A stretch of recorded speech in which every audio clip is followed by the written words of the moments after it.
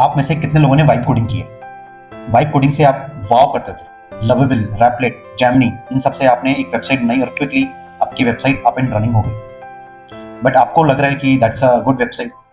अगर आप एक हफ्ते से ज़्यादा उस वेबसाइट पर काम करना शुरू करें, फिर 1 महीना निकलेगा, फिर 2 महीने निकलेगा, वेबसाइट की जगह पूरा प्लेटफॉर्म बनेगा। अगर आपने ऐसे प्रोजेक्ट पे काम करा है, देन आई एम श्योर आपने अपना सर पकड़ लिया। चीज़ें अलग अलग डायरेक्शन में जा रही हैं।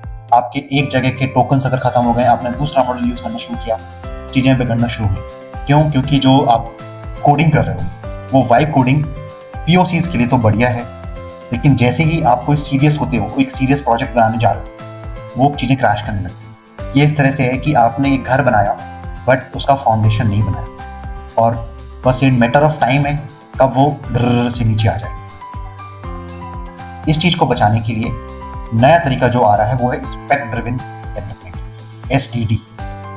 वहाँ पे आप क्या करते हो? अपने स्पेक्स लिखते हो। स्पेक्स क्या मतलब होता है? आपने लिखा कि अगर आपकी वेबसाइट का बटन का साइज क्या होना चाहिए, उसके डायमेंशंस क्या होने चाहिए, उसके जो कॉर्नर्स हैं वो किस तरह से होना चाहिए। ये तरीका आपने अपने एक बटन के लिए लिया, ये तरीका आपने अपने एक बटन के लिए लिखा। सेम चीज़ आप अपने अलग अलग UI एलिमेंट्स हैं उनके लिए करो।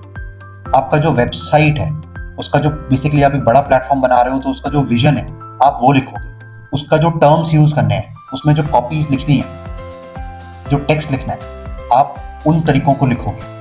वो टर्मिनोलॉजी ऐड करो।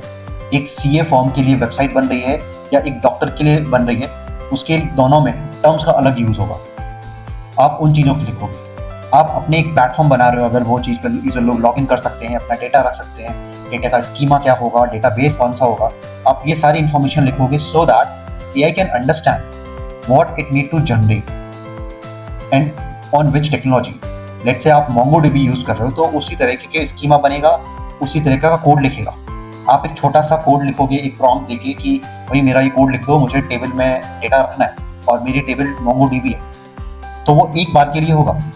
बट अगर आप स्पैक में लिख दोगे तो हर बार जब भी वो टेबल से कुछ रीड कर रहा है, अपडेट कर रहा है, वो उसको पता रहेगा कि मुझे MongoDB यूज़ करना है या रिलेशनल DB यूज़ करना है फॉर दैट मैटर। ये सब चीज़ें आपकी स्पेक्स में आती हैं, और ये मार्कडाउन फाइल होती है जो आपके जो कोडिंग एजेंट है, आप चाहे कोडेक्स यूज़ कर रहे हो या क्लॉड कोड यूज़ कर रहे हो और एनी अदर एजेंट, वो इन फाइल्स को रीड करेंगे एंड इट विल अंडरस्टैंड कि मुझे आगे बनाना क्या है। तो वाइब कोडिंग इस्तेमाल मत करो।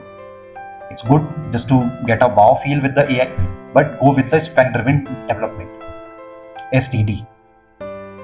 So let me know when you are switching to SDD.